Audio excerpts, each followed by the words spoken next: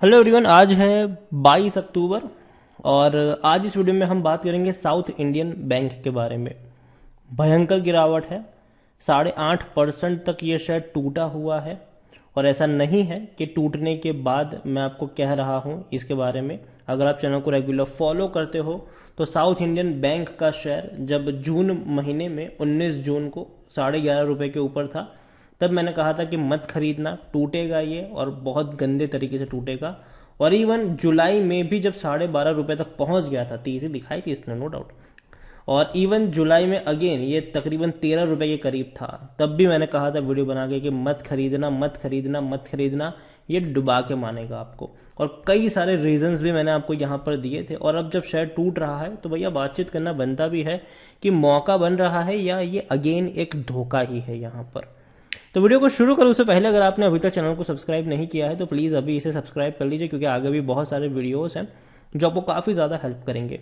तो देखिए, गिरावट की जो वजह है वो यही है कि इनके रिजल्ट्स आए हैं और बड़ा नुकसान इन्होंने दिखाया है। 188 करोड़ के आसपास का इनको लॉस हुआ है Q2 में। और रीज़न ये है कि भैया जो खराब लोन है वो बहुत ज़्यादा बढ़ गए हैं। ऐसे ऐसे लोन बांटे गए जो रिकवर नहीं हो पा रहे हैं अब। और यही वजह है कि सितंबर क्वार्टर में तकरीबन इनको जो लॉस हुआ है वो 187 करोड़ के आसपास का लॉस हुआ है। और रीज़न ये है कि भैया hit by higher bad loans, खराब लोन। और इवन इनके अगर हम बात करें तो पिछले साल इसी क्वार्टर में तकरीबन 65 करोड़ का इनको प्रॉफिट हुआ था। तो भैया प्रॉफिट कर रहा था बैंक, लेकिन अब टूट रहा है, खराब तरीके से टूट रहा है। और इवन पिछले क्वार्टर में भी 10 करोड़ का ही प्रॉफिट था, ज़्यादा नहीं था। वहीं के पहले तो देखो, पहले प्रॉफिट कर रहा था, फिर धीरे धीरे प्रॉफिट कम होता चला गया और अब ये लॉस में आ गया। तो यहाँ से आप थोड़ा बहुत आइडिया समझ सकते हो। और इवन इतना ही नहीं, इनकी इनकम में भी गिरावट आई है।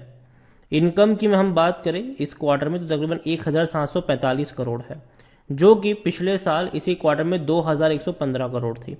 तो इनकम भी भैया कम हुई है और प्रॉफिट तो कहो ही मत, लॉस ही हुआ है इनको। और एनपीए जो है वो इनके बढ़ रहे हैं, जो कि किसी भी तरीके से अच्छी बात नहीं है।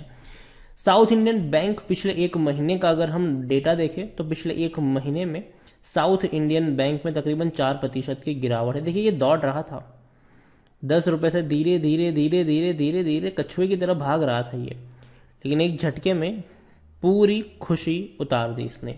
पिछले एक साल का अगर हम डेटा देखें तो पिछले एक साल में साउथ इंडियन बैंक में 42% का ग्रोथ है। और ग्राफ अगर आप देखोगे तो भैया हमेशा पिरामिड बनता है। यहाँ पर आप देखेंगे तो दौड़ेगा ये, टूटेगा, दौड़ेगा, टूटेगा, दौड़ेगा। बहुत बड़ी गिरावट इसने दिखाई। अब दौड़ने की कोशिश कर रहा था और यहीं से टूट गया, क्योंकि रिजल्ट्स आ गए और खराब नतीजा आए।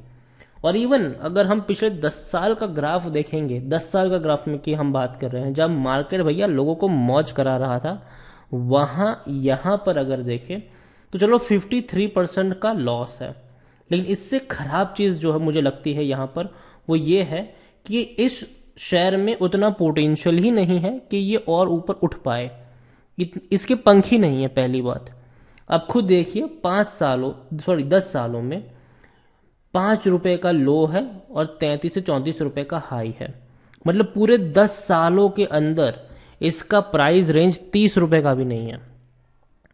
तो आप समझ रहे हो, आपने पैसा डाला और वो उतना का उतना ही रहेगा, या तो वो नीचे टूट कर बर्बाद हो जाएगा। तो ये दो पॉसिबिलिटीज यहां पर बनेगी। बहुत अच्छा रिटर्न आपको यहां पर मिलना बहुत ही ज्यादा मुश्किल है, क्योंकि ये दौड़ ही नहीं, इसके पंख है ही नहीं भाई साहब। ये दौड़ ही नहीं रहा है, ये दौड़ पा ही नहीं रहा है। और इवन चलो अब तक तो पैसे कमा रहा था, प्रॉफिट आ रहा था, लेकिन अब तो वो भी बंद हो गया इनका। अब तो लॉस सीधा इसने दिखाना शुरू कर दिया है। एफआईएल्स की होल्डिंग 7.01 कम करी है एफआईएल्स ने। और म्यूचुअल फंड भैया एग्जिट कर चुके हैं। 0.38% की होल्डिंग थी, बेच के निकल लिए कि भैया हम तो चले यहां से। जो तेजी आई थी फायदा उठाया, निकल लिए, जो कि बहुत अच्छा काम किया इन लोगों ने, वरना ये भी फंस के रह जाता है यहाँ पर। और डिविडेंड तो पे कर ही नहीं रहा है। साउथ इंडियन बैंक के बारे में अगर हम देखें तो साउथ इंडियन बैंक को लेकर according to Moneycontrol user 21% लोग बेचने की बात कर रहे हैं और 79% लोग यहाँ पर खरीदने की सलाह दे रहे हैं, जिनके साथ मैं बिल्कुल भी अग्री नहीं करता हूँ। यहाँ पर अगर हम देखें तो इनकी रेवेन्यू में धीरे धीरे तेजी आ रही थी, लेकिन अब वो टूट रहा है। 2021 में रेवेन्यू कम आया है इनका, और 22 में भी इनके रेवेन्यू कम आ सकते हैं, क्योंकि पिछले 2 क्वार्टर में कोई खास रेवेन्यू इनका हुआ नहीं है। मुश्किल से मुश्किल सिर्फ 1600 करोड़ का 1600 करोड़ के आसपास का रेवेन्यू है, जो कि देखा जाए तो भैया कम ही है, अच्छा तो नहीं है ये इनके लिए। और प्रॉफिट, चलो अब तक कंपनी एटलीस्ट प्रॉफिट में थी, ठीक है, भले ही प्रॉफिट कम हो रहा था। आप देखिए 400 करोड़ का प्रॉफिट, 335 करोड़, 250 करोड़, 105 करोड़, 60 करोड़। अब देखिए प्रॉफिट कम हो रहा है इनके, और अब तो लॉस में आ गया ये। तो ये अच्छे संकेत नहीं है, ये बढ़ने वाला नहीं है ये शेयर, आप समझिए इस चीज को, कि ये कोई भी तरीके से अच्छे संकेत नहीं है इस बैंक के लिए, कि पहले भैया धीरे धीरे धीरे प्रॉफिट इनका खत्म हुआ और अब सीधा लॉस में आ गया ये, और अब धीरे धीरे लॉस बढ़ते जाएंगे इनके। यहाँ पर साउथ इंडियन बैंक के बारे में देखें तो 35 का भैया शेयर इतना सस्ते कीमत पर है, लेकिन अभी भी महंगा है। 35 का पी है, जबकि सेक्टर पी 30 के करीब का है। मतलब इसका पी रेशियो भैया HDFC बैंक के बराबर हो गया इसका पी रेशियो। तो आप समझ सकते हैं भैया यहाँ से क्या ही दौड़ेगा ये। खरीदने का अभी भी सही मौका है, ये कहना है टिकर टैप का, मैं अग्री नहीं करता हूँ इसके साथ। 13% एनालिस्ट खरीदने की बात करें, मैं भी इनके साथ यहाँ पर अभी भी अग्री नहीं करता हूँ। शेयर होल्डिंग पैटर्न की अगर हम बात करने जाए तो शेयर होल्डिंग पैटर्न बहुत कुछ आपको बताता है, कि इनके ज़्यादातर शेयर सिर्फ और सिर्फ रिटेल वालों के पास है। 50% से ज़्यादा की होल्डिंग सिर्फ रिटेल वाले लेकर बैठे हुए हैं यहाँ पर। मतलब ये कि जरा सा पैनिक और सबने बेचना शुरू कर दिया, तो ये चीज़ है यहाँ पर।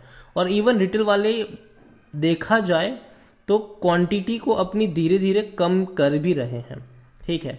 खरीदारी कर रहा है डोमेस्टिक इंस्टीट्यूशन, और खरीदारी एफआईएल्स वाले यहाँ पर खरीदारी करते नजर आए हैं, लेकिन फिर भी मैं कहूँगा मत पड़िएगा यहाँ पर, क्योंकि देखिए जो शेयर 10 सालों में 30 रुपए का भी अगर प्राइस रेंज न दिखा पाता हो, वहां पर आप क्या ही मूव एक्सपेक्ट कर लोगे। और इसीलिए मैं हमेशा कहता हूं कि यहाँ पर पैसा बनना बहुत ज़्यादा मुश्किल है। और अब तो भैया, पहले तो चलो थोड़ा बहुत, हालांकि प्रॉफिट डिक्लाइनिंग मोड में था, लेकिन प्रॉफिट तो था, लेकिन अब तो वो भी नहीं है, अब तो बैंक ये लॉस में आ चुका है।